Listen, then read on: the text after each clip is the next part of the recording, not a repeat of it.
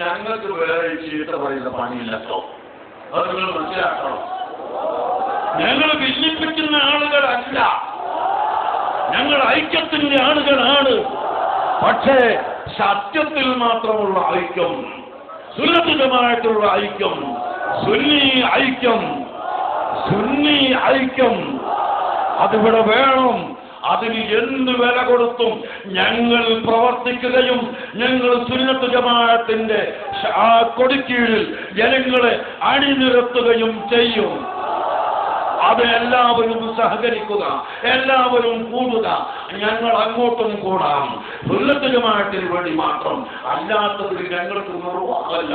റസൂലുള്ളാഹിന്റെ കുബ്ബ വളർത്തി വരണമെന്ന് പറയുന്നവരെ കൂടെ കൂടാൻ ഞങ്ങൾക്ക് നിർവാഹമില്ല.